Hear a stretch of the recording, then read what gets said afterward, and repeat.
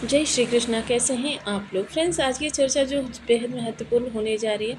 आज हम चर्चा करने जा रहे हैं राहु से संबंधित। राहु देखिए, क्योंकि राहु की विदाई के बारे में जो हमने आपको चर्चा से अवगत कराया था, राहु के प्रथम बार प्रभाव विदाई के बाद में एक्टिवेट होने जा रहे हैं।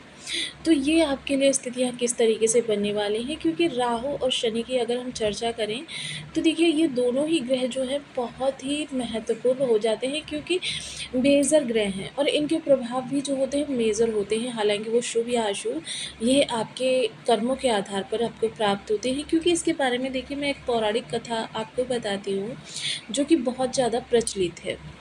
देखिए जब रावण जो है वो शुरुआती समय में अपने उसके अंदर एक ख्वाब था विश्व विजेता बनने का। तो उसने ब्रह्मा जी की तपस्या की और ब्रह्मा जी जब प्रकट हुए तो उसने उनसे कहा कि मुझे विश्व विजेता बनने का आशीर्वाद दीजिए। ब्रह्मा जी ने अपनी असमर्थता जाहिर की और कहा कि उसके हाथ में ये रेखा ही नहीं है। आपने ये तो सुना ही होगा कि कर्मों के अनुसार हाथों की रेखाएं बनती बिगड़ती रहती हैं। सूली का शूल बन जाता है और धन का खाक बन जाता है। तो देखिए बेहद महत्वपूर्ण हो जाता है कि हम अपने कर्मों को सुधारें। तब जब रावण ने ये सुना तो ब्रह्मा जी से पूछा कि ये रेखा हाथ में कहाँ पर होती है और कैसी होती है।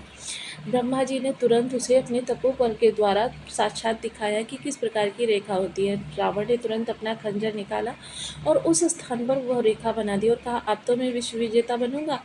तब ब्रह्मा जी तुरंत द्रवित हो गए और उन्होंने उन्हें परामर्श दिया कि आप भगवान भोलेनाथ जी की आराधना कीजिए। भगवान भोलेनाथ जी सब कुछ देने में समर्थ है। फलतः रावण ने भगवान भोलेनाथ जी की कठोर तपस्या की और उसी समय पर रावण ने जब ब्रह्मा जी से वार्तालाप कर रहा था तो वरदान मांगा कि अच्छा आप मुझे ये वरदान नहीं दे सकते तो इसके स्थान पर मुझे दूसरा वरदान दीजिए कि कोई भी व्यक्ति अपने कर्मों के अनुसार किसी भी चीज़ को अपने जीवन काल में प्राप्त कर सकता है। तो ब्रह्मा जी ने उसे ये वरदान दिया था कि कर्मों के आधार पर, यानी कुछ विशेष उपाय करके कुछ चीज़ों को आसानी से अपने भाग्य को बदल सकेंगे। यानी किसी भी ग्रह को शुभ कर सकेंगे या किसी भी ग्रह को अशुभ भी कर सकेंगे। हालांकि देखिए कोई भी व्यक्ति किसी ग्रह को अशुभ नहीं करना चाहता, लेकिन जाने अनजाने ये चीज़ें होती रहती हैं।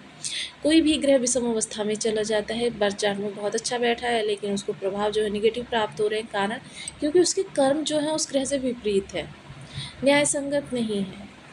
ये चीज़ें हो जाती हैं जिसकी वजह से क्या है, चीज़ें हमको अच्छी या बुरी प्राप्त होती रहती हैं।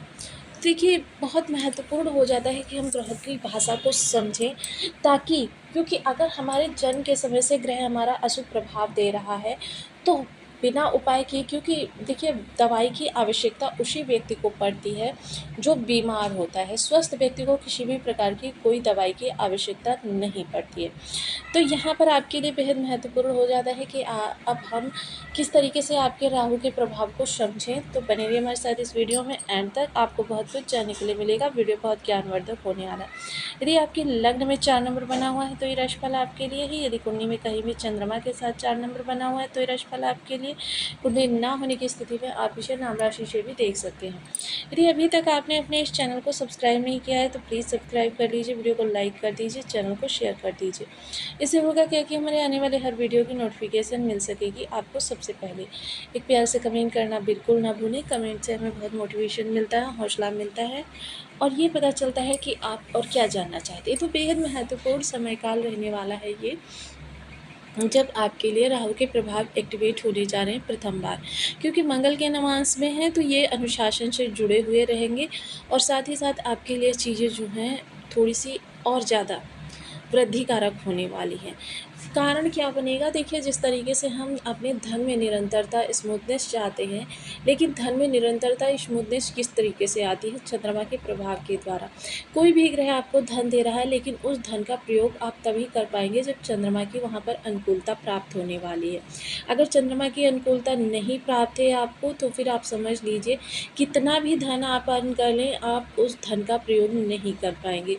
या तो वो धन आपका किसी व्यक्ति के द्वारा हड़प लिया जाएगा या आपका व्यक्ति धन कहीं पर बाधित हो जाएगा या आपका धन अनावश्यक जगह पर चला जाएगा, यानी कहीं पर बहुत ही विषम स्थिति में ख़त्म हो जाएगा, मतलब आप उसका प्रयोग नहीं कर पाएंगे।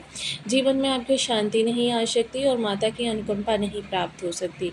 ये सब स्थितियाँ जो होती हैं चंद्रमा के प्रभाव के कारण होती हैं। चंद्रमा का गोचर जो होता है हालांकि 2.25 दिन का होता है, लेकिन जिस भी भाव में जाता है उस भाव के प्रभाव को बढ़ा देता है, उस एक्टिवेट कर देता है, जिसकी वजह से चीज़ें क्या हैं उस दिन हमारे जीवन में उस भाव से संबंधित घटनाएं घटित होने लगती हैं। उसी के प्रभाव से अप एंड डाउन्स और जीवन में खुशियां और दुख का अनुभव होने लगता है। चंद्रमा बहुत समीप का ग्रह है, पूर्णतः हमको प्रभावित करता है, जल का कारक होता है और जल की तमाम चंचलता जो होती है चंद्रमा के प्रभाव से ही होती है। चीज़ें आपके लिए स्मूथली होती रहें, इसके लिए आपके लिए बहुत अच्छा है कि आप चंद्रमा को शुभ करके रखें। हालांकि देखिए चंद्रमा को शुभ करना बहुत मुश्किल काम नहीं है, क्योंकि चंद्रमा आज 1 तारीख को आपके सप्तम भाव से गोचर करते हुए दिखाई देंगे। जब ये सप्तम भाव से गोचर करेंगे तो क्या होगा, ये सीधे लग्न को देखेंगे। आज का दिन आपका बहुत ही ज़्यादा उत्साह से परिपूर्ण रहने वाला है और ये जो पूरा गोचर काल है इस दौरान आप धन के जितने भी आपके सोर्सेस हैं उनसे जुड़े हुए महत्वपूर्ण निर्णय लेंगे और महत्वपूर्ण निर्णय के साथ साथ उनसे जुड़ी हुई रणनीतियों पर भी अपना समय व्यतीत करेंगे, जिसकी वजह से है व्यस्तता भरे दिन रहने वाले हैं। हालांकि आपके लिए कोई निराशा की घड़ी निकल कर नहीं आ रही है, लेकिन फिर भी आपके लिए यह 2.25 दिन जो है काफ़ी ज़्यादा व्यस्तता और भागदौड़ रहने वाली है। हालांकि देखिए चीज़ें जो हैं नकारात्मकता से प्रारंभ होकर सकारात्मकता पर ख़त्म होने वाली हैं, तो समय आपके लिए अच्छा ही कहा जाएगा, क्योंकि अंत भला तो सब भला। लेकिन उसके बाद में जब चंद्रमा 3 तारीख को गोचर कर जाएंगे राहु के साथ में, तो देखिए बहुत से लोगों को ये मन में संशय हो सकता है कि यहाँ पर ये ग्रहण दोष का प्रभाव देंगे। देखिए ग्रहण दोष तो उतना ज़्यादा प्रभावित नहीं करेगा, लेकिन त्रिक भाव में जाना है, यानी आपका मन आज के दिन काफ़ी ज़्यादा व्यथित रहने वाला है। आप बेकार की चिंताओं की भागदौड़ में रहने वाले हैं, थोड़ा सा ओवर थिंकिंग का भी शिकार हो सकते हैं कि मतलब मन में ही किसी चीज़ को अपने सोचकर और उसके बारे में दिन रात उधेड़-बुन करना कि अगर ऐसे हो गया तो कैसे होगा और अगर ऐसे हो गया तो कैसे होगा, चीज़ें मेरे लिए बहुत ज़्यादा ख़राब हो जाने वाली हैं, उनको किस तरीके से सही करूँगा, मतलब कुछ इस तरीके के मन में व्यर्थ का जिसकी वजह से ना आप स्वयं प्रसन्नचित्त रह पाएंगे और ना अपने आसपास के लोगों को रहने देंगे। तो देखिए ओवर थिंकिंग से थोड़ा सा आज के दिन बचना होगा आपको, और ओवर थिंकिंग से जितना दूर रहेंगे, क्योंकि ये निगेटिविटी होती है राहु की और ये मन पर आपके हावी हो जाएगी, और जब ये मन पर हावी होगी तो आपके जो भी कार्य आप सकारात्मकता की ओर जा रहे थे उनको स्वयं ही हो सकता है कि नकारात्मकता की ओर लेकर चले जाएं। तो थोड़ा सा आप सचेत रहना होगा। और देखिए चंद्रमा के लिए हम सदैव उपाय बताते हैं और ये भी आपको आगाह करते रहते हैं कि कोई भी ऐसा ज्योतिष शास्त्र के अंदर नियम नहीं है कि बस तुरंत करो और तुरंत प्रभाव मिले। ये फास्ट फूड के जो समय है इसमें आप उस चीज़ की कामना कर रहे हैं जो कि बहुत ही दुर्लभ है, तो जिसके लिए देखिए आपको सदैव उपाय करने पड़ते हैं और मोस्टली तब तक तो जब तक कि आपको शुभ प्रभाव प्राप्त नहीं हो जाते। तो जिसके लिए देखिए कुछ विशेष उपाय ओम सोम सोमाय नमः इस बीज मंत्र का आप 1 माला 2 माला 5 माला 7 माला 11 माला का जब नियमित अपनी शुद्धानुसार करना प्रारंभ करें। चंद्रमा की कारक जो होती हैं वो माता होती हैं। माता के सानिध्य में जितना ज़्यादा क्वालिटी टाइम स्पेंड कर सकते हैं या माता की जितनी ज़्यादा सेवा कर सकते हैं। इसके अलावा भोलेनाथ जी जो होते हैं चंद्रमा के अधिष्ठात्र देव होते हैं। भोलेनाथ जी की आराधना, महामृत्युंजय मंत्र का जाप, सोमवार का व्रत, ये सारी चीज़ें आपके चंद्रमा को शुभ बना देती हैं। तो आपको वीडियो कैसी लगी मुझे कमेंट बॉक्स में ज़रूर बताएं। चैनल पर न्यू है तो प्लीज़ वीडियो को लाइक शेयर, चैनल को सब्सक्राइब करना बिल्कुल ना भूलें। मिलती हूँ नेक्स्ट वीडियो में, तब तक के लिए नमस्कार। अपना ध्यान रखें, स्वस्थ रहें, मस्त रहें।